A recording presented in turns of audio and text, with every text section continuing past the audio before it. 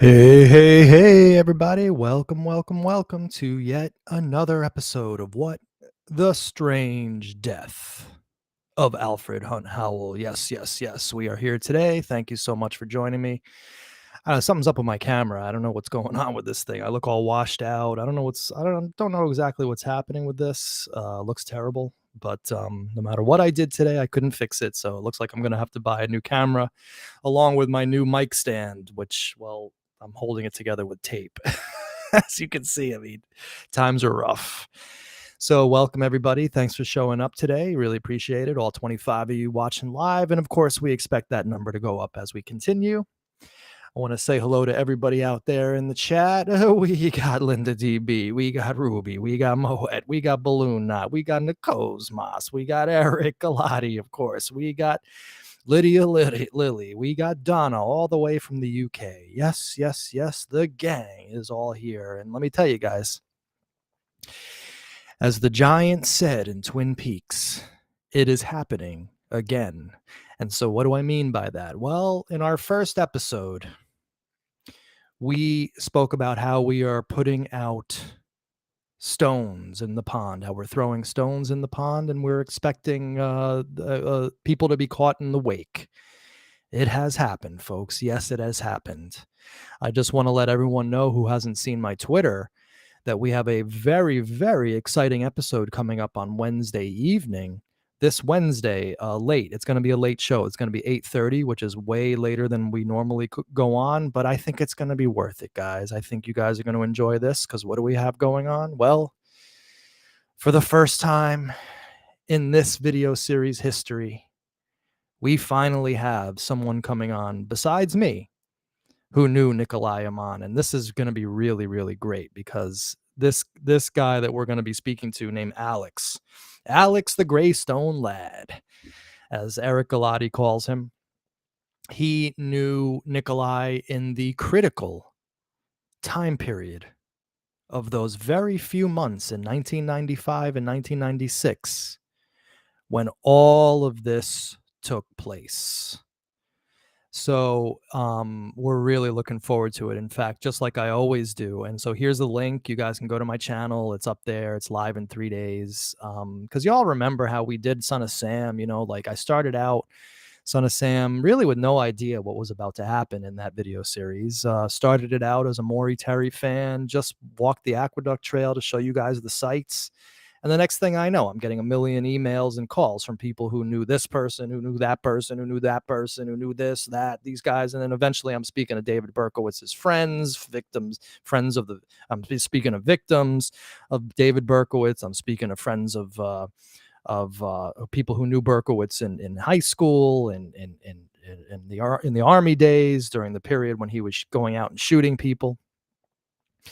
So you all know that that's how I like to do these things. I like to speak to the primary sources. I like to speak to people who were there. So of course, this Wednesday's show is going to be a killer show. Alex, I haven't had him tell me the stories yet. I'm going to be hearing them for the first time with you guys live on the air.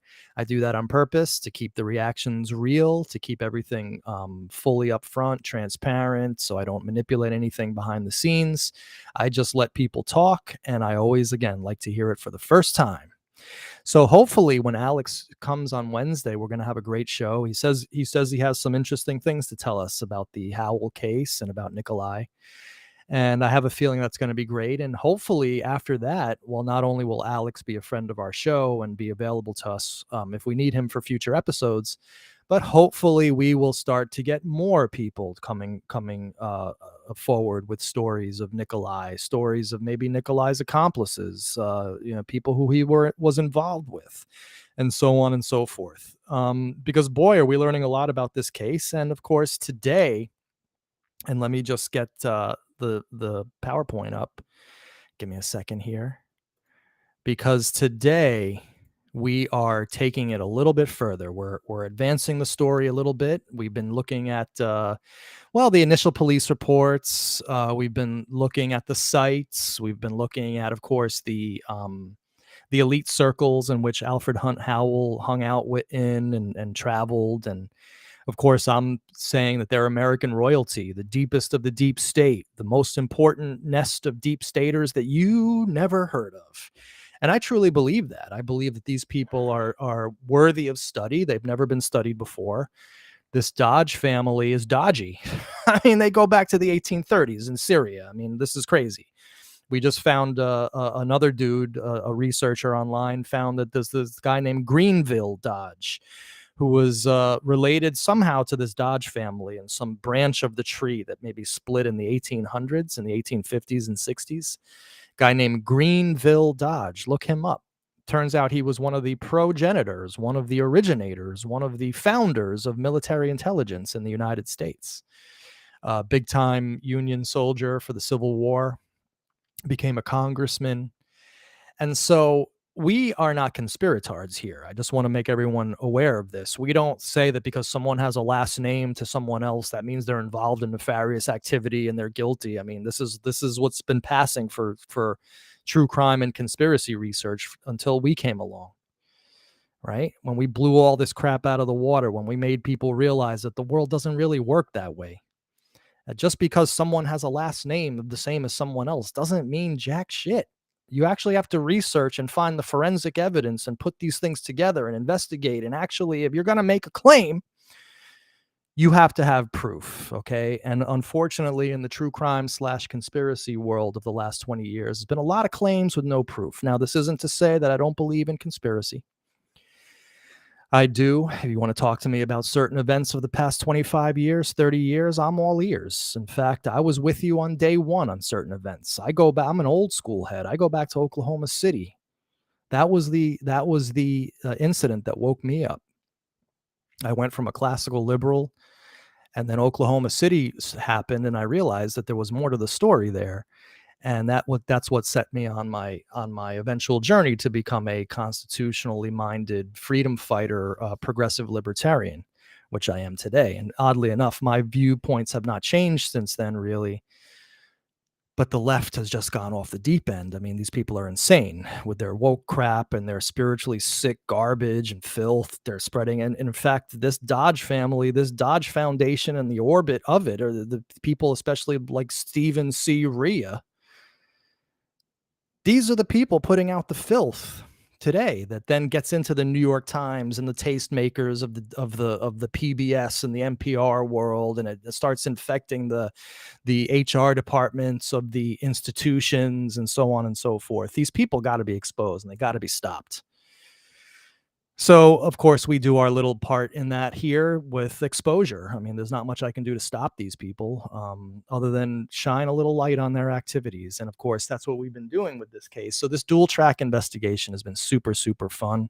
And of course, big thanks and shout out to everybody who's helped me so far. The biggies, of course, the great Ruby Almighty, the wonderful Book Club Warrior 22. We got Mike Lorenzo on board behind the scenes now. He's becoming obsessed with this case. We got the great Eric Galati, and of course, anybody who has sent me an email with the tidbits of information. So things are happening, exciting things are happening, and we got some shows in the works. Eric and I have got some shows in the works on the dual track nature of this. We're going to start doing some more shows on the elite ties, the family connections, and of course this very interesting neighborhood called Riverdale here in the Bronx, heretofore a sleepy village type place where, the middle class and the upper middle class and the high elite of New York live, and they all live within close proximity of each other.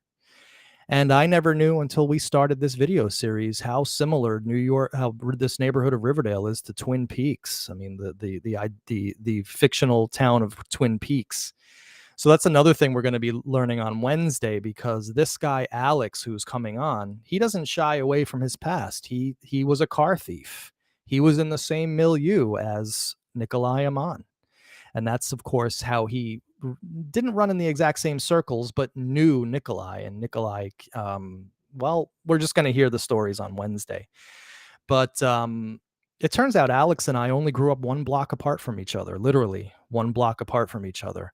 But as he so poetically pointed out in our conversation the other day, and we'll talk about this more, even though we were separated by one block, Socially, we could not have been further apart.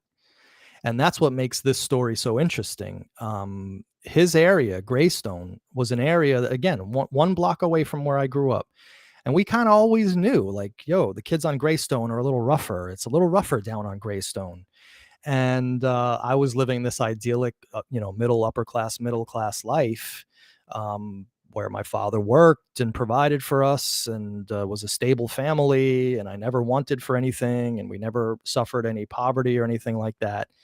And yet, down one block away, there were kids learning how to be car thieves, going into bars at midnight, to watch Mike Tyson fights. And little did I know there was a brothel above the local video store. And we just found that out as well. So it's getting very, very cool. And as a sociologist and as a cultural anthropologist, this particular series is really, really, I'm really feeling this particular series. And so anyway, we got a lot to do today, so we're just going to get right into it, guys. So of course, today we are looking at the topic of Harrison PD investigates. And I just want to say to everybody that I'm opening up the studio today for live call-ins. If anybody wants to call in, I mean, let me get started a little bit before you call in, but call in pretty much anytime. Try to have a real question. Like, I don't want to sit here and talk about the weather with you, like, no offense. But we're opening up the airwaves today. And on Wednesday night, when we talk to Alex, we're opening up the airwaves as well for you guys to call in and ask as many questions as you want and as many questions as he's willing to answer. So let's get right into it because we have a lot to do. So, of course, Harrison Police Department is the initial police department that arrested Nikolai Amon for burglary. And it was to the Harrison police detectives that Nikolai opened his big fat mouth. And of course, that was the topic of last week's show. Nikolai opens up his big fat mouth. And as the teacher in me likes to do, and as I remember as being a very effective teaching method, I feel it behooves us to just quickly review where we left off last with last week's show. So sorry, I forgot to put the live call-in link. Ruby just put it up on the screen, and it's also in the description of the video. So if you want to open up another window on your browser, so you can keep on watching and then press the live call in whenever. But listen, I don't suffer fools gladly. So if you want to come on and cause trouble, I'm gonna remember who you are, and you're always gonna remain on my shit list. Okay, so let's be cool with each other. No, I'm not a Satanist. No, my father's not the head of Operation Mockingbird. No, no, I was not in the process, and all that kind of stuff. All right. So if you still believe that crap, you might want to just you might want to go elsewhere.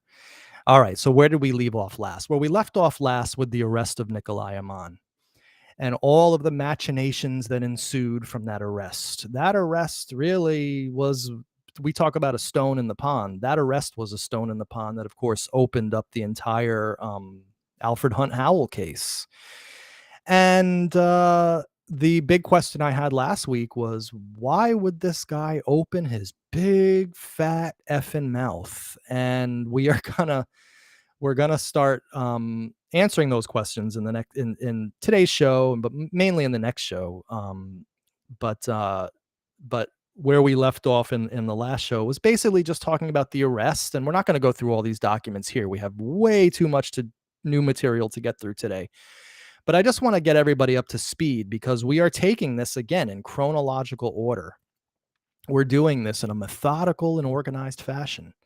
We're looking at this case as if we were the police investigating it for the first time almost. And we're looking at these reports in order of date. I learned that from the great book club Warrior 22, who realized this as a policeman in the 52nd precinct here in the Bronx. He realized the importance of investigating these crimes like the police. Well, he was a policeman, but doing these kind of fun YouTube things, he really was the inspiration behind me doing it in this fashion. Okay. And weaving this story together in chronological order, which I believe is super duper important. So 11/15/96. Okay. Nikolai gets arrested.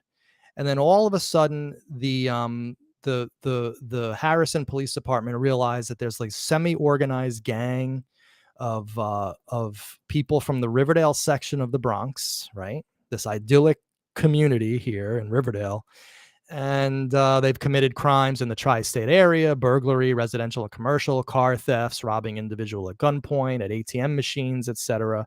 And so we saw all this, and this was basically the result of them arresting Nikolai, and then them are offering on November 21st, 1996. Okay, this is the way it went down. 5 days after his arrest, 5 or 6 days after his arrest, he meets with his lawyers and the people from Westchester County, who then offered him a deal. Tell us about more loot. Tell us about who your accomplices were. Tell us where. Let's recover some stolen material. And if that happens, we will give you a better deal here. Okay. So he actually, it says here, the defendant declined this offer initially and again a second time after speaking alone for 10 minutes with his attorney. Fine. He refuses that deal. Then, December 2nd, 1996, they offer him yet another deal again. Okay. And we don't have to go through all this here. We don't have to deal with all that stuff about what is being dealt here, what offers he's going for, and so on and so forth. The upshot is he takes a deal. And part of that deal is the meeting concluded with Amon going out for a ride and debriefing with the Harrison detectives to point out places that he knew were burglarized. Now, he started talking already in this previous paragraph about an alleged shooting at a Bronx address. But his lawyer told him, "Shut the F up, dude. What do you do? What are you doing, bro? Like, what? Yeah, you're here for burglary. Why are you talking about a murder? I mean, this is crazy. I mean, why are you doing this?" So clearly, Nikolai had this incident at 4602 Palisade Avenue on his mind. It was something that was in there, and he was feeling something about. We're not quite sure what it was, but he was definitely feeling something about it because he kept on talking about it. In really one of the dumbest, stupidest moves he could have ever made, which is getting arrested for a burglary and then copping to a murder. I mean, this is just absolutely ridiculous. And that's one of the things that causes people to wonder if there was something deeper within this case that we still have yet to uncover. So anyway, he goes out on this ride with Harrison police. And the upshot is this 5-page police report, which again, we went through in last week's show, episode 6. Give me a second. Excuse me. Episode 6, where we read all of these in full detail. But one of these is the salient document. Okay, we went over Mr. Amon told us that he and a couple of other guys did a burglary at 4602 Palisade in which one of his buddies shot the homeowner. He also implicated a New York Telephone employee as their lookout at the top of the driveway while they parked in the home's garage. So this was his first story. Okay, his first story was that someone else did it, and furthermore, there was a New York Telephone, a 9X employee. That's what it was called. We're going to see the word 9X today a lot. Okay, New York Telephone employee. So that was the upshot of last week's episode. And of course, we saw this from last week's episode as well, which I wanted to reiterate to you because this came from, and now I can say it, this came from the person, Alex, who we're having on the show this coming Wednesday. Hi, Manny. And I left it all as it was. I didn't edit it for typos or anything. I did not want to post in the group, but I knew Nikolai during that time. I grew up on 238th Street, and he started showing up and hanging around our corner in front of the pizza shop. I remember he was stealing Lincoln Town cars and driving around 231st and picking up fares like he was a cab. Actually, super smart if you think about it. And we knew he was robbing houses. The rumor was that he broke into a place on Palisades, and then the person was home and he hit them with a lamp or something and killed them. I don't even remember hearing about Alfred Hunt Howell. I have no idea how or why he randomly started showing up on our block, but looking back on it, I haven't thought about him at all since then. He was probably just trying to find some other like-minded kids to try and pull some heists with. When he got locked up, nobody was surprised. Actually, we were all probably more thankful that he didn't talk to any of us breaking into anything with him. He may have been around us for a month or so, maybe 2 at the most, just a blip on the radar. I hope this helpa. Okay, so we're going to be speaking to the guy who wrote this on Wednesday night. He's going to be our guest on the show. We're all very, very excited about this, by the way. Eric will be joining me on that show to help ask a lot of questions to help interview him. Give me 1 second.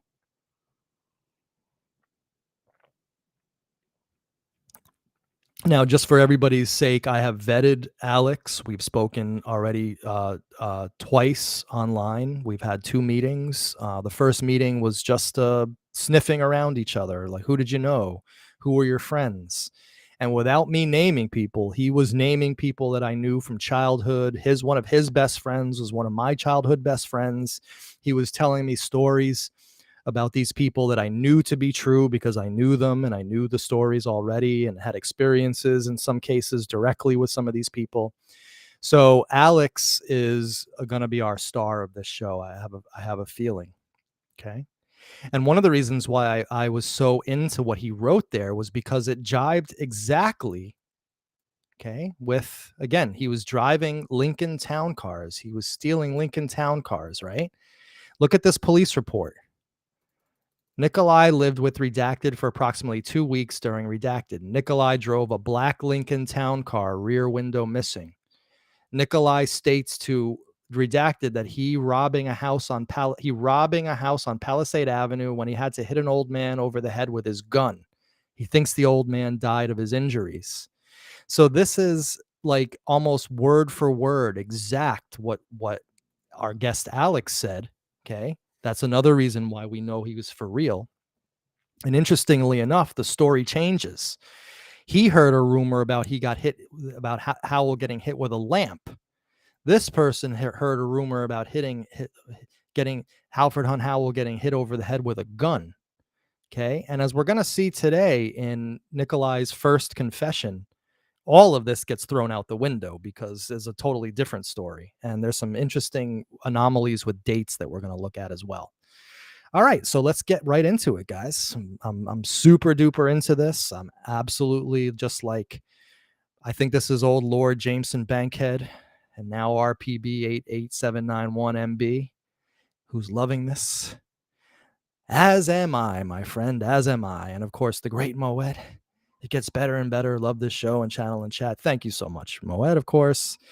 You've been there since the beginning, and you've been with us through the great times and the bad times, and you've always been a loyal watcher, listener, and friend. And we appreciate it greatly. And of course, big thanks to everybody here today. A lot of new people are showing up. I've been posting these videos in various groups and online places where there's people from Riverdale who are watching. And it just seems to get bigger and bigger every week. It's very reminiscent of the feeling of Son of Sam. Now, we'll never feel the same as Son of Sam because, well, Son of Sam was something that everybody was into from the start. And it was an internationally famous case. And so there was a huge built-in audience.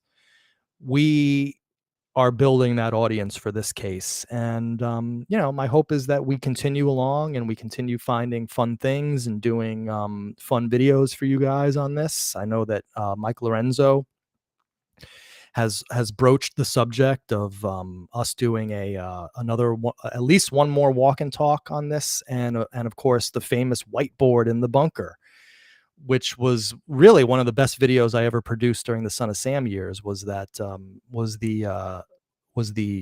Mike Lorenzo in the bunker video that we did towards the end of the video series. New Theory, Zodiac, Son of Sam, that one, it's a killer video. I mean, the guy's a superstar. So we're looking forward to all of this stuff happening. And but before we do all that, we have to all get up to speed on the details of this case. So Harrison investigates. All right. So we're taking it now a step further. Still in chronological order, but whereas everything ended around December in our last show, now we're into January. November to January 1997. Okay. Well, here's the summary of Harrison PD's investigation. Okay. This is a summary that was written on the 14th of January 1997. Now, dates are very important in this case. So if you're taking notes and you want to follow along in a logical fashion, you should always remember these dates are super important. All right. So 1/14/97 is where we're starting. The following information was given to us by Nikolai Aman between 11/15/96 and 1/02/97, reference the burglary/shooting at 4602 Palisade Avenue. On the date we arrested Nikolai Aman, 11/15/96, he admitted being at 4602 Palisade Avenue in April 96 with Redacted. Redacted was on the second floor when Nikolai Aman heard 4 or 5 shots. At this time, Redacted ran upstairs to see what happened. When they came downstairs, Redacted had blood on his pants. Redacted said to Redacted, "You did not have to do that to the old man." Redacted went to the above mentioned location in a stolen 9X truck. Okay, so remember this. There was a stolen 9X truck allegedly involved in this. Nikolai Aman believes he was driving a stolen Acura. So Nikolai was driving a stolen Acura. Okay, I just am putting in my commentary here, and someone else showed up to the location in a stolen 9X truck. The 9X truck was apparently stolen from a 9X yard on Jerome Avenue by the reservoir. At one point, Nikolai Aman said that it is possible that Redacted knew someone at the 9X yard. Refer to the tape on some of the information. Each time we talk to Nikolai Aman about our case, he always asks us if we checked out the burglary/shooting on Palisade Avenue. Okay. Commentary. So right here, every time the cops talk to Nikolai, he's always talking about this burglary. He's always talking about this shooting, this thing that happened on Palisade Avenue. He's like obsessed with it. Okay. He's obsessed with finding out what the cops know about this. He's always asking about it. Okay. Now we have to figure out why that is, but we're getting to that point. We might not get to that point today, but this is just something to understand that Nikolai is opening up his big fat mouth about Palisade Avenue as soon as he's arrested. On 1/02/97, Nikolai gave Redacted a lot of information. The following information is on the Palisade Avenue burglary/shooting. The following items were taken from the house in question. So crystal glasses in a wooden case were taken, 4 silver candlesticks holders, $300 in cash taken from a wallet, cufflinks, stamps, stereo receiver with a silver face, 4 or 5 liquor bottles, on being vodka, don't understand what that means, a tool that plugs into a vehicle cigarette lighter, and said tool removes lug nuts. This tool was in the Toyota Camry wagon that was in the garage. Redacted shot the guy as he came out of the bathroom. After the money was taken from the wallet, Nikolai Amans believes that the wallet was left in the kitchen or on the garage floor. Okay, remember that. All of this stuff is very important. Okay, the wallet. Redacted apparently sold the candlesticks holders and the cufflinks at Redacted. There may not be a record for the sale because the owner of Redacted and Redacted, Nikolai Aman, sold the stamps in Manhattan. Nikolai Aman sold a few stamps. He was advised that 2 of the stamps he had were not genuine. At this point, Nikolai Aman ripped up the 2 that were not genuine in front of the person at the store. All right. So this is a summary of basically their investigation. And here is their investigation that they did for the previous few weeks. So notice that this is on 107. So these were the reports that they used to put together this final document, which we started with. But I wanted to start with this one here, just to give you guys the overview, just to what we know so far. Okay. So now this is interesting because this is the Harrison Police Department speaking to the caretaker, and it turns out there was someone else in the house that night. And this, in my opinion, changes everything about this case. In fact, this is extremely mysterious. I don't know why the police didn't investigate this more. But this, in my opinion, is a huge piece of the puzzle. I could be wrong about this, could be completely wrong. But there were people in the house that evening. And as we're going to learn and listen and hear about the timeline of these events, none of this shit makes sense. Right? We're just like, none of it makes sense. All right, but anyway, let's find out what Harrison police found out about the murder scene and the house. Okay, so on 1/7/97 at 12:45 hours, Redacted called and gave me the following information. Redacted talked to Alfred Howell via telephone on April 23rd, 1996 at approximately 5 p.m., 1700 hours. Okay. This is a huge piece of evidence because this shows that someone spoke to Alfred Hunt Howell on the telephone on the day of his alleged murder at 5 p.m. This is going to become problematic, very problematic when we read Nikolai's first confession a little later today. Okay? Alfred told this person, Redacted, that he was going to Columbia University that evening. Redacted arrived at 4602 Palisade Avenue at approximately 21:30 hours and went directly to bed. All right, so we don't know whether this person here is the same as this person here. Okay, it seems like there's two people they're referring to in this document. Someone who spoke to Alfred Hunt Howell on the telephone and someone who came to the house at what's 21:30, 10:30 at night and went directly to bed. So this person supposedly comes home at 10:30 at night, goes directly to bed, doesn't notice anything amiss. As we're going to see from the confession, he should have noticed he should have found the guy dead right then. Okay? But he didn't. He doesn't notice anything and he goes directly to bed. He discovered Alfred Howell on the floor in his bedroom on April 24th, 96 at approximately 6:30, 6:45 in the morning. Redacted observed Alfred Howell in a small pool of blood. So here's a small pool, okay? He also observed a small cut on his head. So it's a small pool of blood. Okay, so Lorenzo, 9:30. Thank you. Okay. So someone comes home at 9:30 and goes directly to bed without noticing anything amiss. They did notice a small pool of blood the next morning, and they observed a small cut on the head. After the police, EMS, ECT left the house, someone, Redacted, discovered that there was no money in Alfred Howell's wallet. Redacted thought that was strange. Redacted could not recall where he found the wallet. Lastly, Redacted believes no autopsy was done. All right, so after the police left, that's when they discover there's no money in the house. Okay. We don't know this to be true. The police didn't find this. The police didn't notice it. They weren't told right when they were there.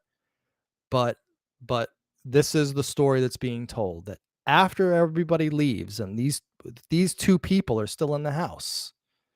Okay, now we know it was the caretaker who found them. So the caretaker's in there and someone else is in that house. That name is Redacted. They then find that the wallet is empty. All right. So we're not saying anything nefarious is happening there. We're just observing these things that when Harrison went to investigate in January of 97, they elicited this information from two people who were in the house, one who found the body and one who was there from 9:30 p.m. on April 23rd, 1996. And if I'm reading this correctly, also spoke to Alfred Hunt Howell at 5 p.m. in the evening. And Alfred Hunt Howell was ostensibly alive because if he's speaking to him on the phone, he's alive. All right. So Alfred Hunt Howell was alive at 5 p.m. Okay. And when this guy got home at 21:30, at 9:30, he finds nothing amiss. He just goes right to bed. Okay. All right. So that's at odds with a little bit at odds with the New York Police Department initial report. Okay, we're going to April 5th, 1996. This is the first report. This is the follow-up informational report. The complaint, this is NYPD. This is before there was any murder, any alleged murder, anything happening. It just says here, on April 24th at 9:10, detectives, Redacted, responded to the place of occurrence and personally interviewed Redacted of the subject. All right. I'm just going to assume that that's the caretaker, or it could be the other person We don't know. Doesn't exactly say.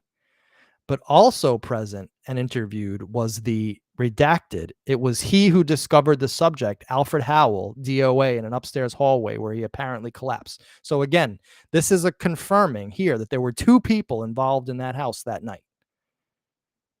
The caretaker, the person who discovered the body, and the person who was this person over here, who we don't know who that is. An examination of the scene and body revealed nothing suspicious. All right. So this doesn't mention anything about blood pooling. It just says nothing suspicious. This person here says small pool of blood and a small cut. So far, everything is seemingly normal here. There's no indication in April the following January that anything was amiss, anything was going wrong, anything had happened here violent. Okay. All we hear about are small cuts, small pools of blood. And in this report here, taken directly the day after the incident happened, nothing suspicious. All right. So let's carry on. I mean, this is interesting, no? I mean, we just now learned that there was someone in the house that night. I didn't know that before I started researching this. I thought Nikolai went in there with his friends, did this dastardly deed, and no one found this guy till the next morning. But no, Alfred Hunt Howell was spoken to at 5 p.m. on the day of his alleged murder, and someone came home at 9:30 at night and didn't notice anything amiss. Okay. Now, that isn't to say Alfred Hunt Howell wasn't lying there dead. There was just nothing amiss about it. No reason for this guy to be alarmed, whoever was in that house that night who came home. Now, hold on one second. My question, of course, is all right, so let's get back to this. So someone here comes to the house at approximately 9:30 and goes directly to bed. Is that the caretaker or is that this other person? I don't know. We have to find this out. And if it's not the caretaker, if the caretaker doesn't live there, and I don't think the caretaker does, because in another report we saw that the caretaker showed up at 6:30 in the morning. Okay, someone was living in the house with Alfred Hunt Howell. Someone was staying in that house with Alfred Hunt Howell. Okay, because he went directly to bed. He had a bedroom. He was in that house. He had a place to go in the bed. I don't walk into people's houses and just go to bed randomly. I don't do that unless I'm staying with them. So Alfred Hunt Howell had a house guest who was staying with him. This is something that the cops never investigated, as far as we can tell, never questioned who this person was. And that was the end of it. Okay. All right. So again, questions. So here is another police report from Harrison. They're investigating these crimes. They're investigating the claims of Nikolai. 10997. On 10997, the redacted and I went to the redacted, located at redacted. It is a strong possibility that this is the store Nikolai Aman sold the stamps that he stole from 4602 Palisade Avenue on the night of the burglary shooting. The owner, redacted, was showed a photo of Nikolai Aman with negative results. Redacted stated that he will check his records, books, checks, etc., and get back to us. All right. Well, they went the story here is they went to a pawn shop, or they went to a place where Nikolai stole his stolen goods, and the guy mysteriously didn't remember anything. I mean, we don't know whether the guy was telling the truth or not, but clearly they got nowhere on this report because the guy who owned the store didn't remember jack shit. He didn't remember anything about Nikolai. He didn't even know Nikolai, according to him. Again, could be lying, right? We have to keep that in mind. But so far, other zero that we can glean from this, other than the pawn shop that they went to where supposedly things were sold. No record whatsoever of that ever happening. All right. So here's more stuff. 11097. On 11097 at 15:05 hours, I spoke to Redacted. Redacted has been redacted for Alfred Howell for the past 3 years. So I'm going to assume that this is the caretaker, because because he's been with Alfred Hunt Howell for 3 years. Doesn't sound like a family member. It doesn't sound like the guy who was staying in the house, but it could be. I don't know. But I'm going to assume that this is the caretaker, the butler. Redacted gave me the following information. Mr. Howell did have the sherry glasses and case that I described to him. Redacted could not recall if Mr. Howell had a tool to remove lug nuts, but Mr. Howell did have a tool to inflate a tire. The tool was kept in the vehicle. Mr. Howell did have 4 silver candlesticks holders, which were kept in the liquor cabinet. After Mr. Howell's death, the liquor cabinet was found locked. Okay, so it was locked. So either Nikolai stole stuff out of this and locked it behind him, okay, which sounds very much like he had presence of mind, or Nikolai didn't steal anything from this cabinet. It was locked. Nothing was stolen. The candlesticks were never stolen, in fact. Okay, we don't know. Right now, this is just what we need to ask ourselves questions. But it says here, it stated that the liquor cabinet is never locked. All right, so that actually changes things a little bit. I should have read that before talking. Maybe Nikolai locked it up afterwards. But where was the key? How did Nikolai have the key? Like, there's all these questions I have. I'm just going to say it. Did Nikolai know this freaking house? It sounds like Nikolai, if he was in this house, he knew it before he ever came in this house. Okay, that's a serious question that we're all asking ourselves behind the scenes. Redacted also stated that bananas were missing from the kitchen. They were purchased the day before Mr. Howell's death. Last, Redacted informed me that Mr. Howell was in the process of moving, and he believes he made a list of items in his home. All right, so glean what you want out of that. We're just going to go to the next one. 11497. On 11497 at 1450 hours, Redacted called and informed me that on the list of his father's property were 4 candlesticks holders. Redacted will check with his family to see if the candlesticks holders are missing, and he will email me the above mentioned list. All right, so this must be one of Howell's kids who is getting involved in the conversation.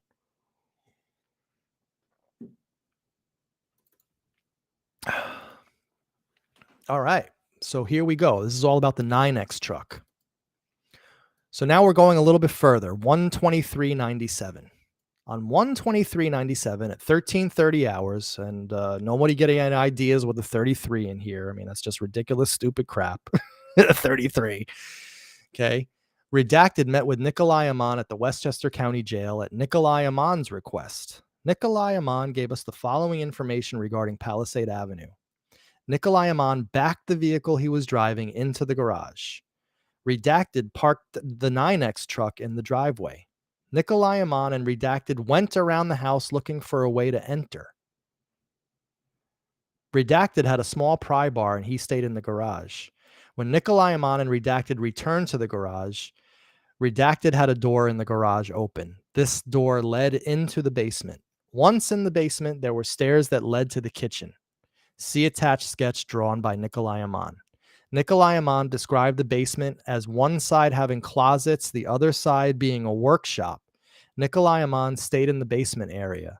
Redacted went to the first floor and Redacted went to the second floor. Nikolai Amon stated that he took a book of stamps from the basement. Redacted brought down to Nikolai Amon the following items: a shoebox with stamps, liquor bottles, and 4 silver candlestick holders.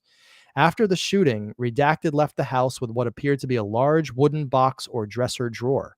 It is unknown what was in this box or drawer. Nikolai Amon stated that he gave the tool in question to Redacted, last name unknown. Redacted also helped sell the tools from the Redacted, lives on Redacted. Apparently, Redacted picks up reports from different precincts for a living. That's interesting. Apparently picks up reports from different precincts for a living. So is this person a cop? Law enforcement? It is unknown who Redacted works for. Nikolai Amon and Redacted were together, Redacted, when they sold the candlestick holders.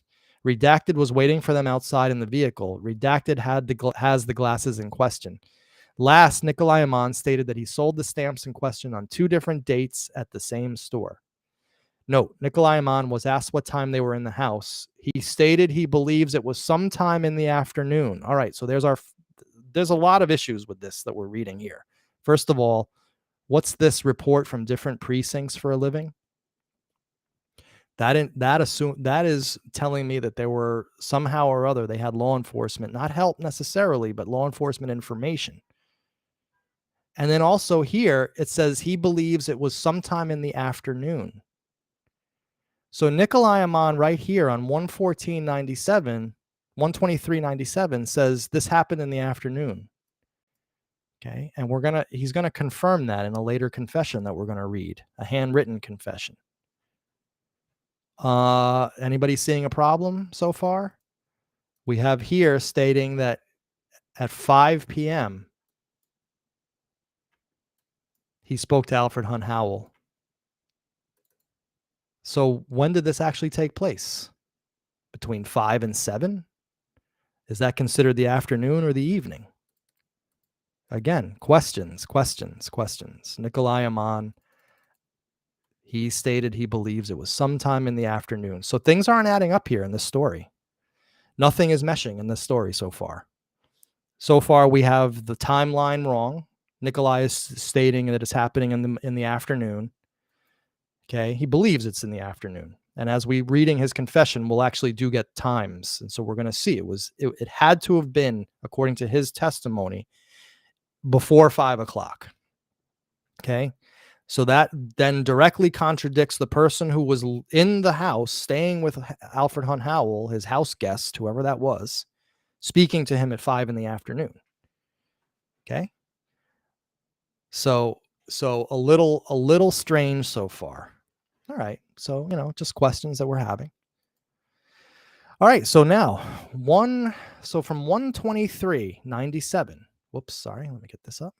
From 123.97, January of 1997, all the way to September of 1997, really nothing happens.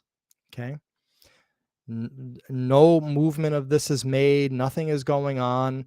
And Eric and I were talking about this, and this period between January of 97 and September of 1997, when, as we see, the New York Police Department, that's when they first get involved, September 97. That's when all this must occurred with the Morgenthaus and the Plimptons and the Curlins and all of that making pressure on the police to investigate this.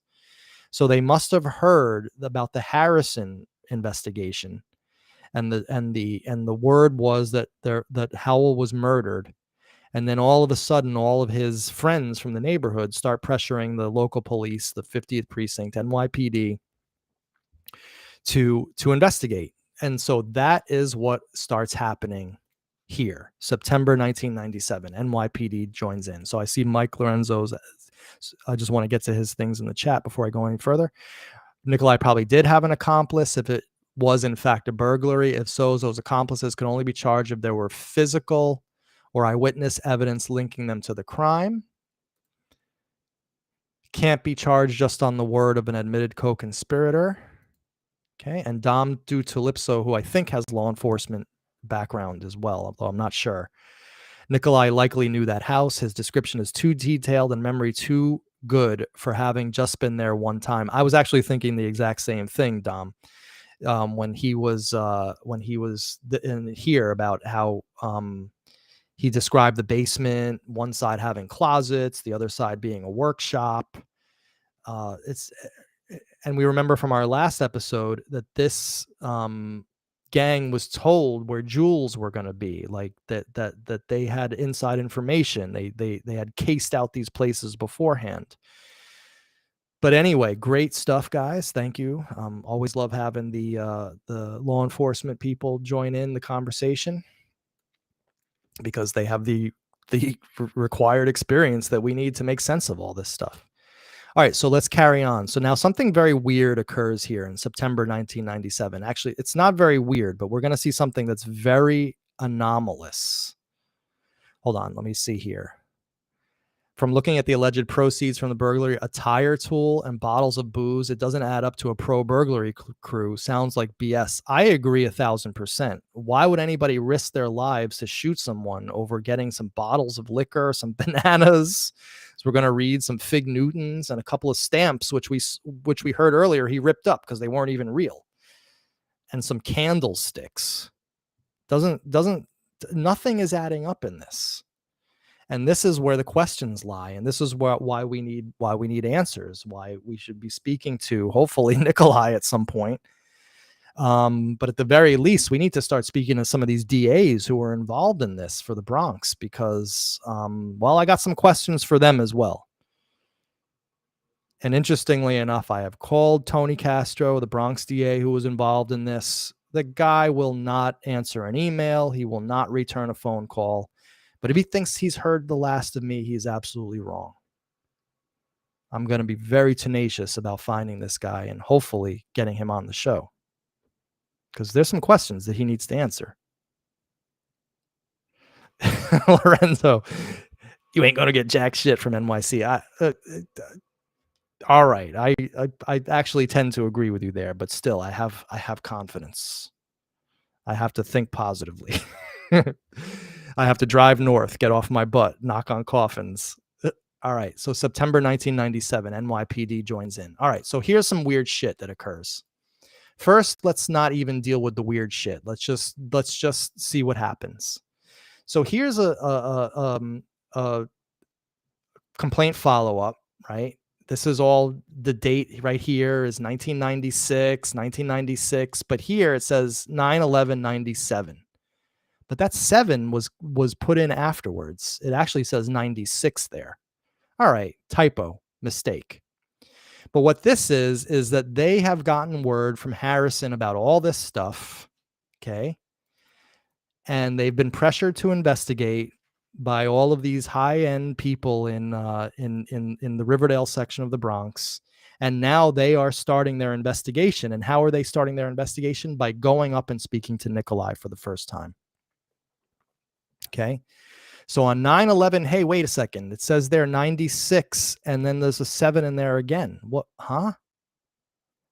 On 9/11/97, Bronx District Attorney's Office responded to Adirondack Correctional Facility to interview Nikolai Aman about the death of Alfred.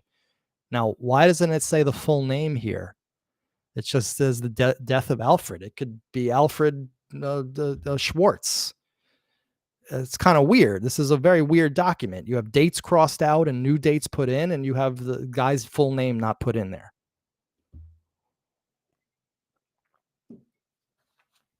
Okay, Nikolai Aman gave a 14-page statement detailing his involvement in the burglary of 4602 Palisade Avenue and the death of Mr. Alfred Howell. All right, so there you have his last name. This is what we're going to read now, by the way. We're going to read the 14-page statement. The interview with Nikolai was also videotaped by the technical unit from the district attorney's office. Investigation continues. All right. So, of course, I have serious questions about what's up with the date here because, well, first of all, on the top of that document, 96 is crossed out and you put in 97. On the bottom of the document, it's the same thing happens. You'd think that they would have learned from the mistake up here already. Okay. All right, but that's a simple typo, I guess. I guess. But here's the beginning of the 14-page document. And 1996 is written in there as if it was written in there for the first time, as if that was the date. And then there's again a strikeout and the 7 put in there. So I don't know what to make of this. This could be a simple mistake. And it most likely is. Again, I'm not a conspiratard maniac. This is probably a simple error. But why was it made 3 times? And if this occurred on September 11th, 1996, that's 2 months before he's even arrested by Harrison. Who's arresting him? Who's getting this document? Okay. That wouldn't make sense time-wise. But why on earth are there all these 96s? Now I don't know what to think about this. I'm just gonna chalk it up to a simple error, a mistake made by the cops. And if someone has something else they'd like to throw in there as a possibility, I'm all ears. But I just don't see how this goes from they wrote 96 here and they put in a 97.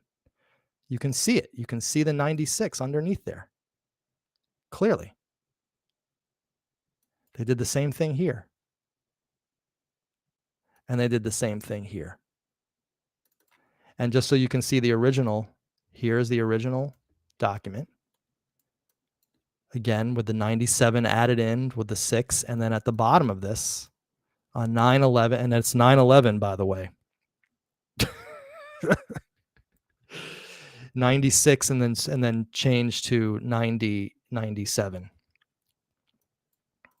Okay, so Corky's saying conspirator maniac.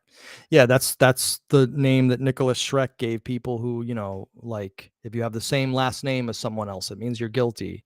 If there's a 33 in there, it means that the Masons were involved. I mean, that's kind of what I'm talking about here, Corky. And as you know, we like to do things above board with no craziness, no insanity like so many other conspiracy people online. We learned from our Son of Sam experience that quite often these conspiracies don't work out, at least vis-a-vis true crime.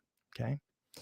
All right. So let's see what, before we go into the confession, although Howell did have major hooks in NYC, once Nikolai confessed to a murder which occurred in NYC, the department would have to investigate it just to say they followed up. All right. I mean, very good. I just don't understand why all these dates were knocked out here from 1996 and changed to 97. Because you can't say that this is a simple thing. All right. So for instance, when the year changes, like when we went from 2022 to 2023, for a few days, I was still writing 2022 on my checks, right? On my calendars. I was still writing 2022. I was just so used to it. But by September, I'm no longer writing 2022. I'm writing the correct date.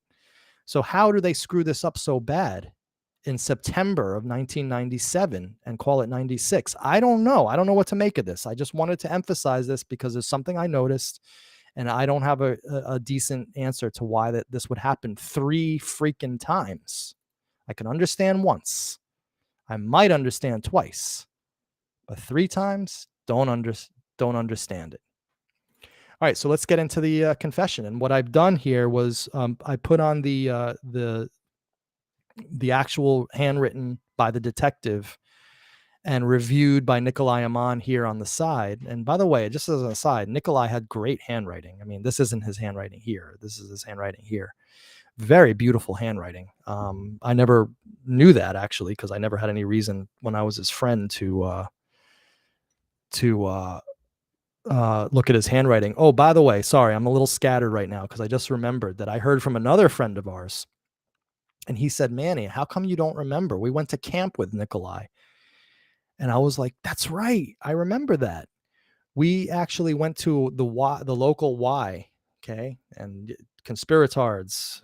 We went to the Y. Yes, Alfred Hunt Howell was involved with the Y, right? But we went to a day camp at the Y. This was between, I think, 6th and 7th grade, where we took a trip every day to some location. And 4 times during the summer, we went on overnights. We went to Lake George. We went to dude ranches. We did some fun stuff. And Nikolai was a part of that, I remember. And my friend told me that it's funny because he has a similar experience. He said that he stopped being friends with Nikolai at the age of 13 because they were at someone else's bar mitzvah at their house, and Nikolai stole from the bar mitzvah. So Nikolai was a thief, right from an early age. He was stealing from my parents. He was stealing from bar mitzvah houses. So there's no doubt that this guy was a stone cold thief. And as we're going to learn on Wednesday, a little bit more about him in the critical years of 95, 96, he was definitely out there plying his trade, stealing all sorts of stuff.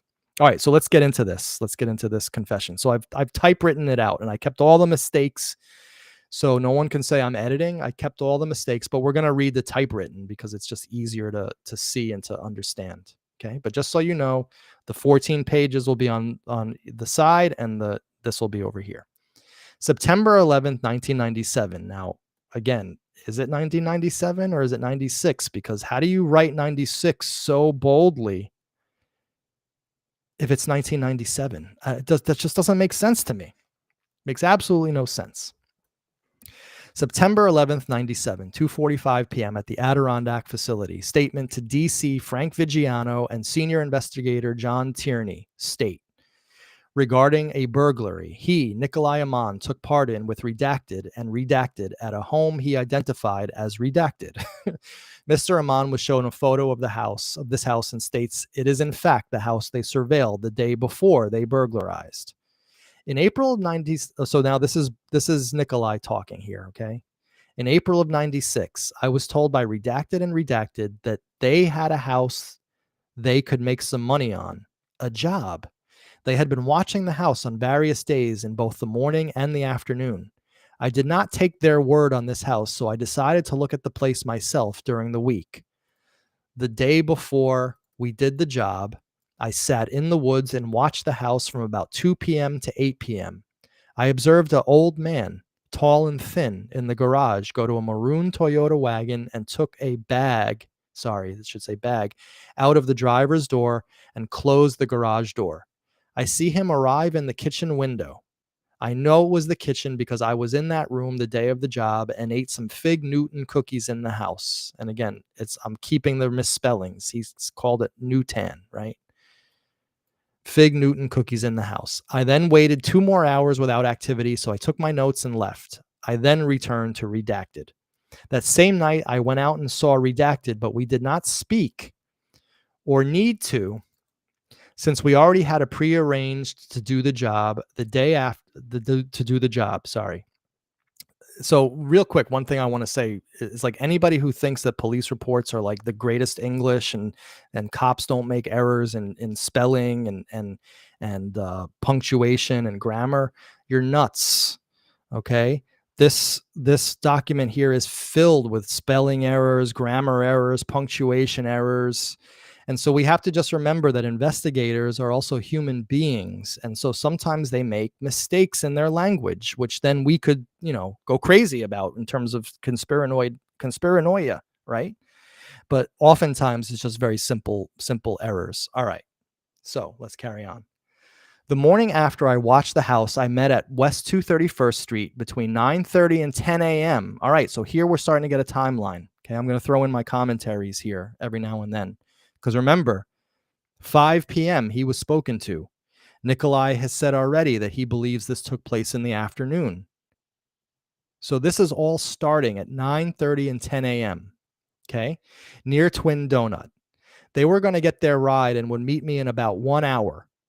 Okay, so that brings us to 11 a.m. They left me at 249th and Henry Hudson Parkway. I was driving a black Acura, and they followed me in Redacted's gold Datsun and discussed the job on 249th. I told them I am the driver, and I set the limits to 3 minutes in the house, and I am leaving. I drive off and come back in 45 minutes. Redacted were not there. They were gone well over 1 hour. All right, so this takes us to 11:45. They were gone well over 1 hour. That takes us to about 1 o'clock, 1:30, okay, in the afternoon. I left upset. They finally arrived in a 9X truck, and I said, "You're finally ready," or something like that. They drove to the front of the house, and I park on Palisades with the car, with the hood up, pretending to be having car trouble. Redacted get out of the truck and starts banging on the door and ringing the bell. No one came to answer. Redacted, getting no answer, gives me the gesture with his head to come up.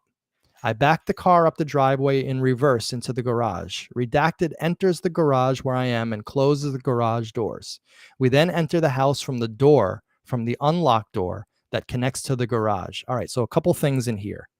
Okay. Number one, they finally arrive in a 9X truck and they go to the house. All right, so that's probably around between 1 and 2 in the afternoon. All right.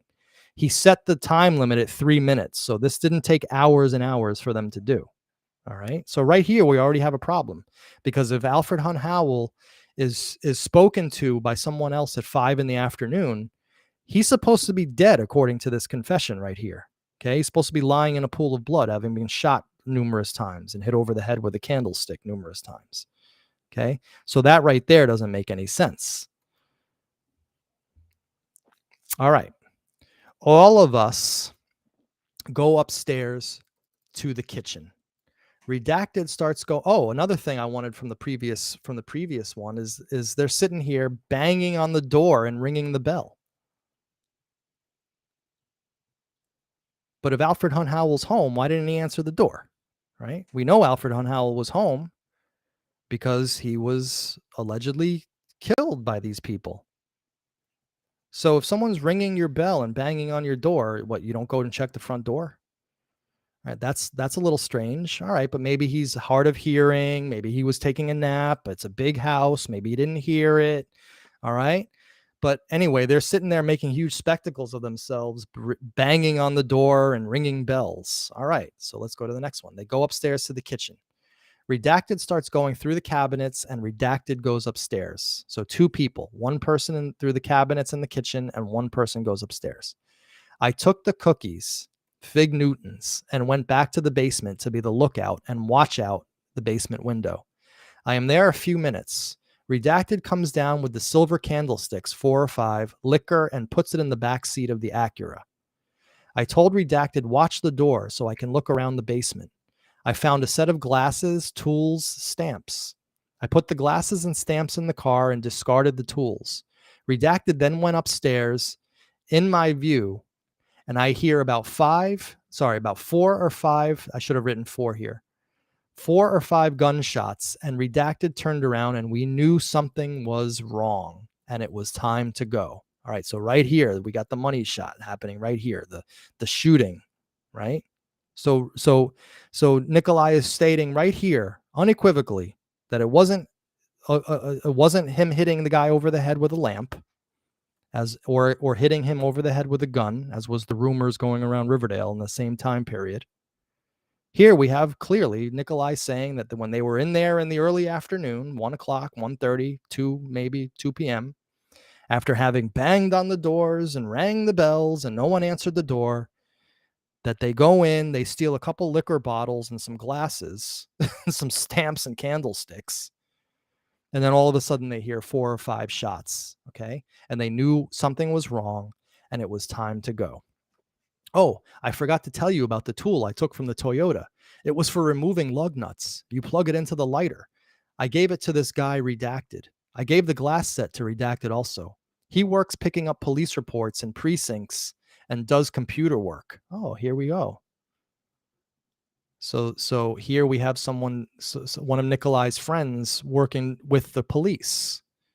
He is Redacted, lived on Redacted in the Redacted of a Redacted house and owns a Redacted. I start to, and just so you can see here, this is what we're talking about with all these redactions. Okay. I start to leave the house behind the wheel of the Acura and I see Redacted come down with blood on his, wait, I have to read that again. Blood on his shoe. Sorry. Even I made mistakes with blood on his shoe and legs of his pants. I asked, what the hell happened? He said, and then weirdly enough, it doesn't, it's totally redacted right up here. Okay. So what he said, we don't know, which is weird. Why would they redact that? Redacted then returned the van with Redacted behind the wheel. I pulled next to them and got out and closed the garage door behind me. You never want anyone to know how you entered or give them a place to look for fingerprints. Yeah, Nikolai, I'm sure that you're fooling the cops. Okay. The first time I saw Redacted with the gun is when he is leaving the house and enters the van. He then put the box down and removed the gun from it and places it back in his waistband. I pulled out and hit a rock in the driveway. I made a left on Palisades and took off. I drove directly to Kapok Park. Okay. The gun, Redacted, was a revolver, silver in color with a wooden handle. He always had guns. The gun held 8 or 9 bullets. I think it was a 22. I hung out at the park for 2 to 3 hours. I then went to eat and went to T. Fox about 4 p.m. and show him the candlesticks for a price. He told me $10 or $15 if in good shape. I left without selling anything. I then went to 231st and Kingsbridge and ran into Redacted. I asked what happened to the other stuff. He then went to the trunk and showed me the other stuff from the house, which was the ID card with the guy's picture, some coins, medical alert bracelets, cufflinks, silver in color, and loose stuff. So a couple things here before I continue. One, all of this was for what?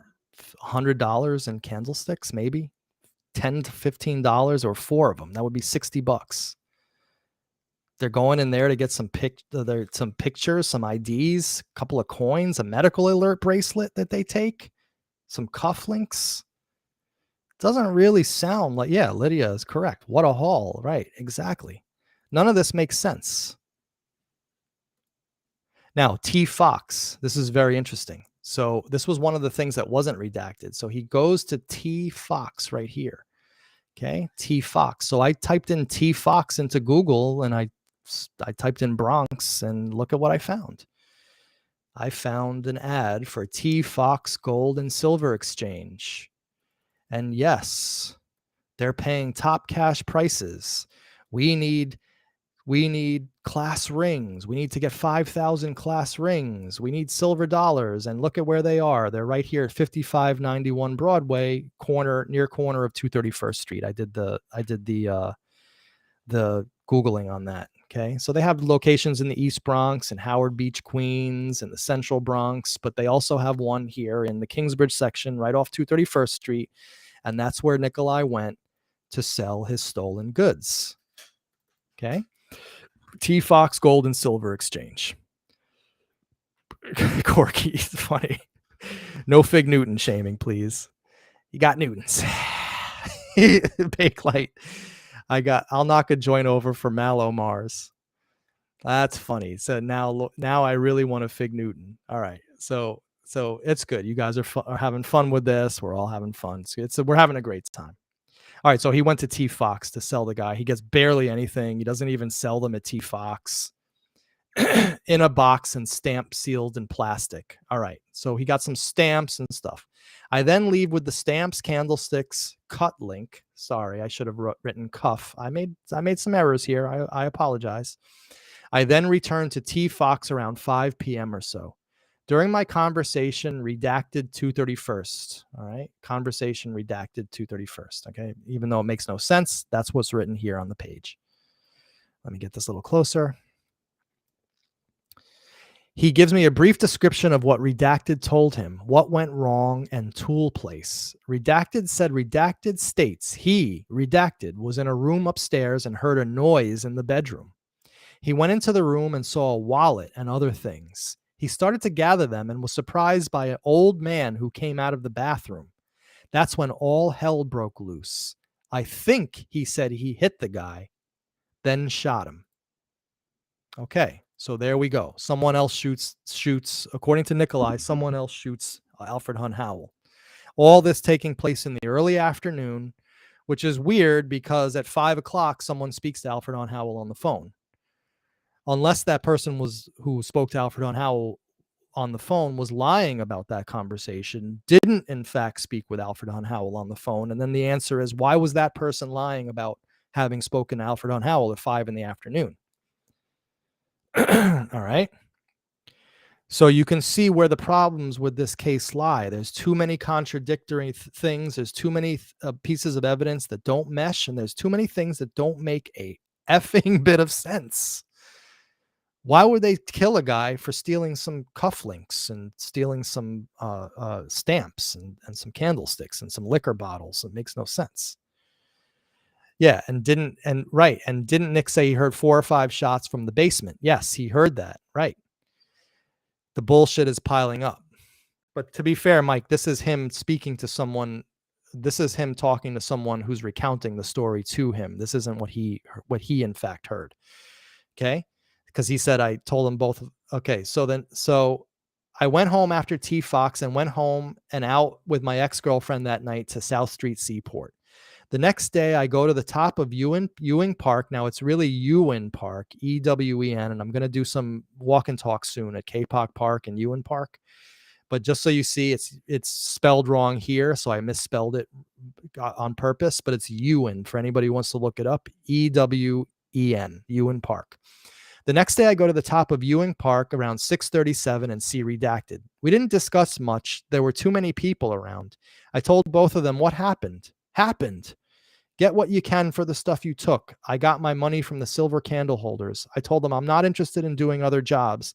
I then went back to doing jobs with redacted. And yes, I know that this does not make any sense, but that's what it says here. So I just copied it and that was it. Okay. Going back to redacted, he didn't say much, but when he is running out of the Palisades house with the box of loot, I asked what happened. All right, so this doesn't make sense either. If he asked what happened right when the guy was running out of the house with the box of loot, and he says here, I asked what happened, why would he need to ask what happened the next day to someone else at Ewan Park?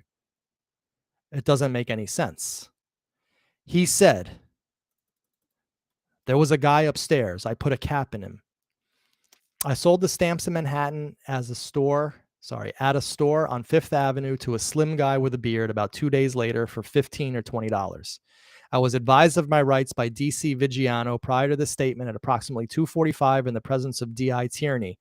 After being advised of my rights, I gave the above 11-page statement. I then read it and agreed with it, Nikolai Aman. And here we see his beautiful handwriting.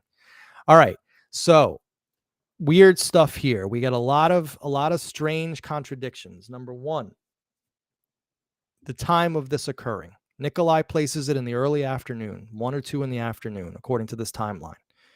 We have the sticky thing of the weird thing of Alfred Hunt Howell being spoken to allegedly at 5 in the afternoon. 2, we have these guys coming to this house seemingly completely unprepared. They're knocking on doors, they're ringing bells. I mean, but yet they're savvy enough to come with a New York 9X truck. Those things don't make sense. Number 3, Nikolai in this statement says that he asked what happened the next day at Ewan Park to somebody what happened. But then in the same statement, he says he asked what happened when the guy was running right down the stairs. So we have contradictions happening abounding. And I'm sorry, I'm a little distracted. Yeah, he is deflecting, self-serving confessions, so many nonsensical statements because he is lying. All right. Well, Mike Lorenzo was a very experienced detective, so we have to take that very seriously. All right, so there's our first confession. Now, what's weird is he does an addendum, a 3-page addendum, a couple days later. All right, so he adds to this confession. So let's read that, and that's where we will end our show today. So this one doesn't have a date. All right, this is weird. It does not have a date.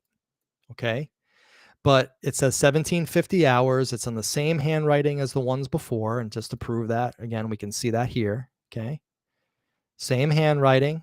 Maybe it was right after he gave the first confession. All right, I don't know. And we can see reviewed by Nikolai Aman. So let's see what he has to say here, because here he really describes a lot that we're going to then have some serious problems with. 1750 hours. I heard the shots when I was downstairs. Me and Redacted ran up the stairs and pushed the door in. It was hard. The door pushed in and the body was on the floor. Me and Redacted stepped over the body into the bedroom. We got blood on our shoes. I have to stop right there. He's saying that we got blood on our shoes. Now, I've posited this many times in our show so far. The person who shot Alfred Hunt Howell, if Alfred Hunt Howell was indeed shot and blood was pouring out everywhere, I said there should be blood on shoes, on clothes, on hands. There should be bloody handprints. There should be bloody footprints. There should be a blood trail leading from the bedroom down to the kitchen where he ate the Fig Newtons, out of the front door or into the basement. Those first police reports say nothing suspicious. Small pool of blood. Zilch in terms of bloody footprints. Okay, so huge contradiction right there. We got blood on our shoes. Redacted was collecting other items in the room and had a gun in his hand. I asked, why the fuck did you do it? Redacted says, he came at me. The man was face down curled, still alive and choking on his own blood. He was bleeding about a gallon of blood. I cleaned the blood off my shoes. Redacted handed me toilet paper I used to clean with. I then flushed it down the toilet. All right, sorry, got to stop here. So he's now talking about a gallon of blood, right? The guy's still alive. Okay. Choking up gallons of blood, still alive, getting blood all over his shoes, cleaning it with the toilet paper, which wouldn't even make sense. You would just smear it, you wouldn't clean it. And yet the cops who show up on the 23rd, on the 24th, in the morning of the 24th, nothing suspicious, small pool of blood on the ground. The eyewitnesses that we see earlier, the caretaker and whoever was in that house, small pool of blood lying around the house. They don't notice anything amiss. Meanwhile, Nikolai is saying that these guys are running around the house, pushing the body with the doors, stepping over the body. Let's read a little bit more what they say. I picked up the wallet that Redacted had put on the bed. I was going to take the credit cards, but decided not to. Redacted had another wallet and cufflinks, flat, silver, 6 sides. Redacted leaves first. I jump over the body to avoid the blood, and Redacted steps on the body to exit, and the man growls. So here we have a guy stepping on the freaking body, and Alfred Hunt Howell is growling.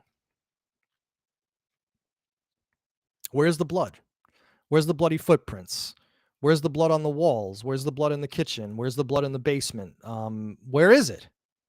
Because so far we have no police reports of it. The only report we have it is in this confession here. Okay. On the way out, I grabbed some glass figures from the shelf above the sink. The candlesticks were in a cabinet opposite the shelf and sink. Redacted went to a cabinet that had a lock on it and removed 3 candlesticks. How many freaking candlesticks are these guys getting? I then go to a cabinet above it and remove 1 candlestick and silver polish, jar of pink stuff, plastic. I then closed cabinet. All right, this is really weird. So this guy goes to steal this house and he's stealing silver polish. Okay, and he remembers that it's a jar of pink stuff in plastic, and he remembers that the cufflinks were flat, silver, 6 sides. I mean, are you kidding me? How many candlesticks did they get? Constantly talking about candlesticks over here. Okay. I then took some cookies, 3 boxes with me. I said this after the original statement because I didn't want to be placed upstairs. I don't want to get blamed for something I didn't do. I know that I'm already in jail and it's easier to blame me, especially if they decide to start pointing fingers. The above is a true statement. Nikolai Aman. Well, all right. The above is a true statement, but you said the same shit here. After being advised of my rights, I gave the above alleged page statement. I read it and agreed with it, which essentially means that it's true. So which is true? Does anybody want to call in? It's in the description. If anyone wants to call in now, please do. I'd love to hear from you. We got to talk about this. This is intense. We finally have gotten the first confession. This confession makes absolutely no sense in terms of what we actually know from the police investigation. The police investigation said that Alfred Hunt Howell was spoken to at 5 p.m. by somebody. The police investigation also found out that someone was living in that house with Alfred Hunt Howell. Where were they? Where were they that day? And we also heard that they did all of this stuff using a stolen 9X truck. We'll investigate that a little bit more. And that we've also heard that there was blood pouring everywhere, gallons of blood. The guy was groaning. They got blood all over their shoes, all over the pants. They were cleaning it with toilet paper, but yet absolutely nothing found by the investigating detectives the next day. So Lorenzo says here, one conclusion that I can say from today, Nick was not part of a real crew. I tend to agree with that. These guys did not seem to know what their asses from their elbows. And he was the only one there who killed Howell. I agree with that, but we do have this tricky issue of timeline. And we have also the issue of who was in the house with him that night. in the house with a dead man, allegedly. And how come that person wasn't more extensively questioned? But it's becoming clear that Nikolai knew something about this because he kept on talking about it for some reason. This guy was found dead. So Nikolai had something to do with this house in some capacity. The question that I have is exactly what? And so we have a guest. Let's get to. We're not going to give him the fiery intro we normally do because, well, we're beyond that today. The one, the only. Whoops, Eric. Man, I let me close the other light. I can't help laughing when you said he had something to do with the house. Hold on, let me close this other light. I don't quite see what's so funny, but let's No, get. well, the nerves of it all, because I don't discard anything Mike or book club or you say. We're not like that. But I came across a statement of Nikolai's where he tells the police why he blamed two accomplices of his, two in his gang, Right. because they had beaten him up badly. Right. Yes, I didn't want to get to that today because Oh, I'm we're sorry. building the narrative, but that's okay. That's okay. All these questions, but no, it's mind-boggling. Nerves aside, it is very mind-boggling. The big question is, it's rhetorical, but why did the police not directly contact the family? Exactly. Let's just Why deal did with they this. not contact the son? I don't know. I mean, we don't know what exactly they did, but it does seem like it does seem like the body was just taken up real quick, cremated right away, no investigation done.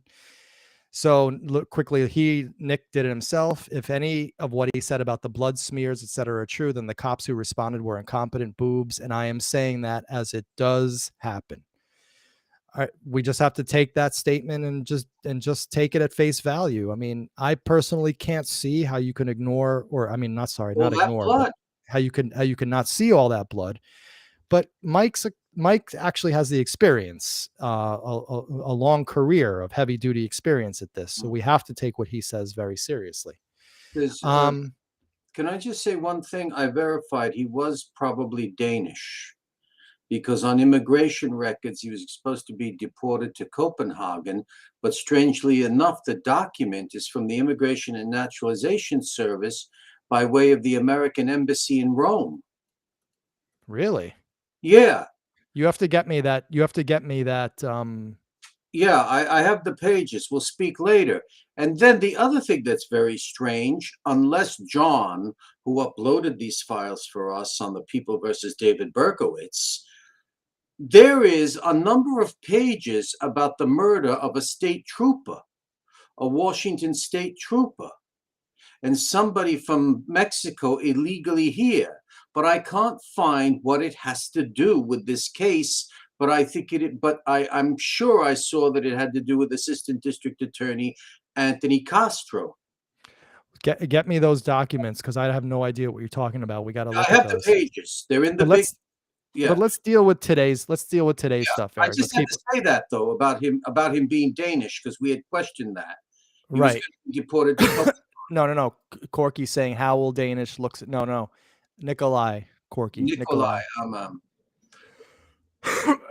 So I do believe that the reason why the stories changed so much, Manny, is that he could be of a peculiar type of criminal mind, different but similar to certain criminals who want to be known. Just very different from David Berkowitz. yeah. But I mean, I don't understand. What do you make of this? These dates being crossed out, and I would love book club's opinion of this, and Mike and Lorenzo, your opinion of this. Maybe you guys got in too late, but we were we were talking about the first interview in September '97 by NYPD, but on their official documents, it says here 96, and then it's crossed out 97 at the top. At the bottom, sorry, at the bottom we have the exact same thing. 96 to 9, and then changes to 97, and I have that blown up here. And then oddly enough, on the handwritten one, Yes. we have the same exact anomaly. And 96 was written in there first, very boldly. Mm-hmm. And then that was taken out in 97. I just don't see how you make that mistake in September. It could Reference. it could be just, I'm just looking at many perspectives. It could be just an error that they're studying something from 1996 and they should be putting down as the date of the writing 1997. But they're saying 2:45 p.m. This was the date and time of the interview, and I just don't understand why it changes from 96 to 97. That makes no sense. And now Lorenzo, again, we're just going to say that was an innocent mistake. I'm thinking 1996 crime year is on the front of that report. Writer's low IQ brain, most likely. So And then Book Club says, in my opinion, Nick is covering up what really. I agree with this. Sorry, Eric. I'm getting a little dry here. I agree with this. I have the same thing today. It must be the atmosphere with this case. I think, yeah. Sorry. Go ahead, Eric. But I'm not getting off because we're looking at police documents. I did find the 34th precinct arrest. Oh, okay. The page down. That's a mystery. If any of the other detectives who are working with us, Lorenzo, the others have seen it, there is that gap of what happens between his arrest in Manhattan's ward of Washington Heights by the 34th precinct, and then a number of months later, the Harrison police in Westchester County coming in on the scene. Right. I think what we need to do is we just went through a real minefield here on this confession. And what I think I'm going to do for our next show, before we continue any further with more police documents and trying to make more sense of that, is we need to unpack this, hopefully with professionals, with Lorenzo, with Book Club. I'm just putting out there, because I know both are watching, that maybe we'll work out a show, a live stream, where we just deal with this 14 pages and your thoughts on it, and that's it. Mm-hmm. I think that would be hugely instructional and helpful for the audience, and also extremely entertaining as well. Well, you did very well today. I mean, you really did very well. You were like a juggler, because you suddenly go through 3 pages of one story, and then another story comes, and it's not only from Nikolai, but from the police and everyone else involved. Right. Yeah, it's getting interesting, and it's getting real, and what the thoughts that I'm forming in my head personally, and this could all change, but now we have enough information to start formulating ideas. I do believe Nikolai was in that house.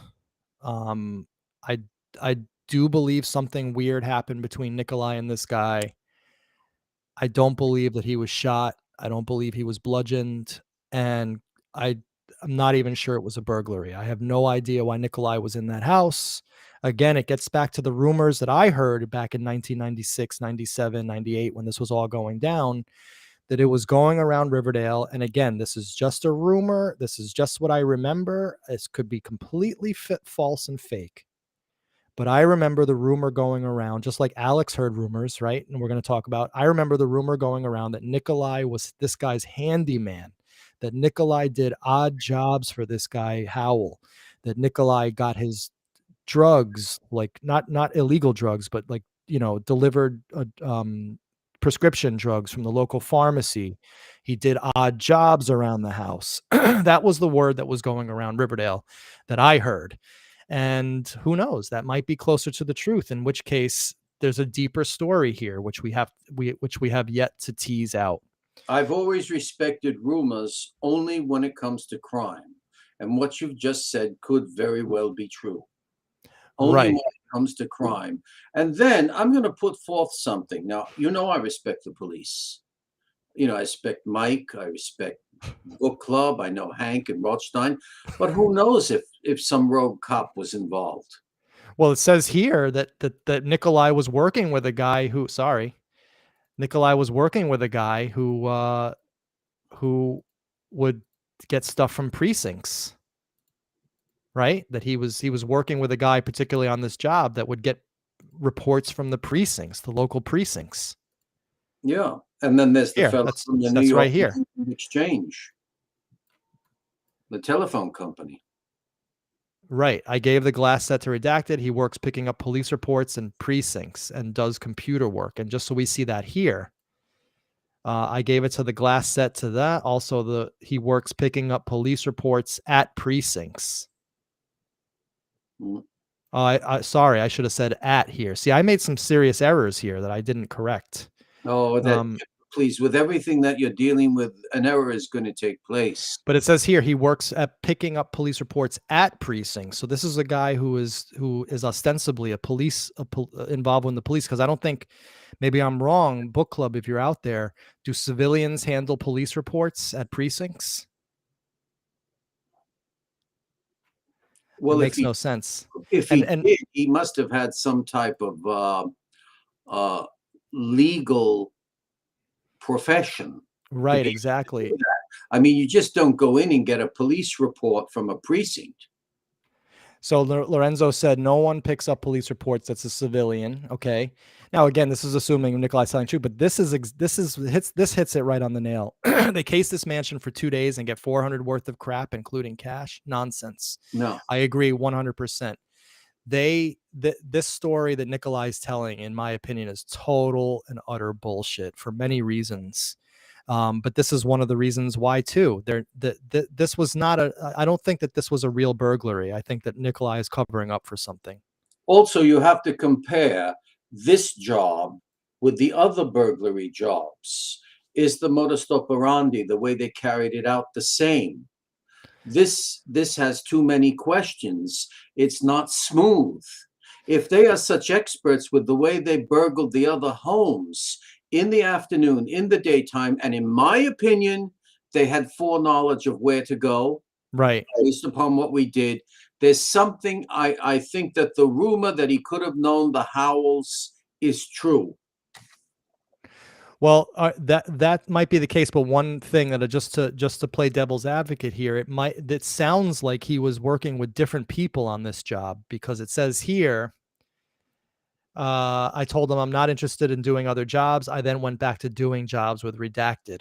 So it seems like the people who he blamed for being on the job with this, who by the way had alibis. They were alibied. They weren't at this house with him. These Mhm. people. It says here he went back to doing jobs with redacted. So this seemed like like an anomalous thing, like something not involved Eric in his normal day-to-day criminal activity, Yeah. which then lends more credence to the fact that he knew he was involved with Howell. He knew this guy Howell Yeah, more maybe intimately. these guys said, "Hey, we know you knew that guy. We need your help. We know that you do burglaries. We want you with us this time." Right. Right. And I can't wait to speak to Alex on Wednesday, but he'll tell us about that whole milieu and how, and even he said that Nikolai was trying to recruit him and his friends for heists. So it Mm. seems like there was like a whole milieu around that Greystone Yeah. Avenue area, 231st Street area, where people mixed and matched criminal Um, activity. I like also what Jim Fay has contributed about the type of documents the guy not named was picking up at police precincts. Somebody could see you and I at a police precinct and they could say, "Oh, Manny and Eric worked there." But this is intelligent also what Jim has said. Hmm. By the way, if anyone wants to call in, feel free. I mean, let's get them. Let's get some more people over here. But getting back to the dates, I actually believe it was just 1996 might have been on someone's mind, Right. and instead they corrected it by putting 97. That's what I believe, because I think too much is written to say we're dealing with rogue cops fixing something, changing something to cover somebody involved. I agree with you, but to make the mistake 3 times in the exact same manner, maybe they're just copying this and then copying that to that and then copying that to that. I don't know, but this is just freaking weird. I just don't understand it at all. So anyway, guys, Eric, any last words? Are you looking forward to Wednesday night? Oh, I'm looking very, very forward to Wednesday night. I know what to ask, and at the same time, I don't know what to ask, because the surprise is what he is going to reveal, that you said, please don't say anything. Exactly. And it And all eh, but I am this thing interests me more than ever now, with what I just happened to came across about the death of a state trooper. No mention of Nikolai Armand, and why the American embassy is mentioned. But now we know, everybody, he was probably Danish, because that's Danish. where they wanted to deport him in 1999. And he was also in a holding center on Rikers Island for the Immigration and Naturalization Service. And then this case comes up. Oh, wait, 99 is when he's released? No, 99 is when he's convicted. Is when he's convicted. So therefore, they were already looking to throw him out of the country. It becomes apparent, and then something else takes place. Yeah, I mean, you got to get me those reports. I'm interested in them. But what we're talking about, guys, for those of you who missed it at the beginning, this Wednesday night, we want you guys to be with us, because we are speaking to the first eyewitness testimony, the first person to come forward who knew Nikolai in the 1995-96 time period, and who heard the rumor about the Alfred Hunt Howell case, and who has told me straight up that he has Nikolai stories, and he has no problem talking to us about that kind of stuff, And I live on the air, and of course call-ins. We're gonna have call-ins on this day, so that's Wednesday at 8:30. and please make an effort, everyone, because I had the pleasure of speaking with this fella. He's a fine gentleman. He's not looking to be in the limelight. He No, doesn't want to be a star, write a book. This is actually something moral that he feels he must reveal. yeah, it's one of those things where, again, I think he's on the psychic wave, because we came together in a very, very odd way, serendipitous way, that in my opinion means that, again, it is happening again. We were on the psychic wave for Son of Sam, and I feel like it's starting to begin again on this one. So, Eric, I'm going to say goodbye to you. Yeah, and I'm sorry if at the beginning I was enthusiastic about the other stuff I suddenly came across. It just blew my mind. No, that's great. It's just that, you know me, I like to Yeah, introduce things logically and methodically. So even though right. we know about some things happening in the future, we're keeping it here Yeah. just to keep the and Okay. I say narrative, but again, I'm not trying to build a narrative. I'm trying to just present things in a chronologically and logical order. Well, All yeah, right. it's quite an atlas struggle you had, because everything one page to the next is contradictory. Okay, I God know. bless you. See you all Wednesday evening, and please, please tune in. Thanks, Eric. Hang around, all right? Yeah, I will. Oh, I won't leave. Okay. Okay. All right, guys. Well, we were hoping that other people would call in with some thoughts, but that's okay. I understand people are reticent and sometimes hesitant to show their faces online.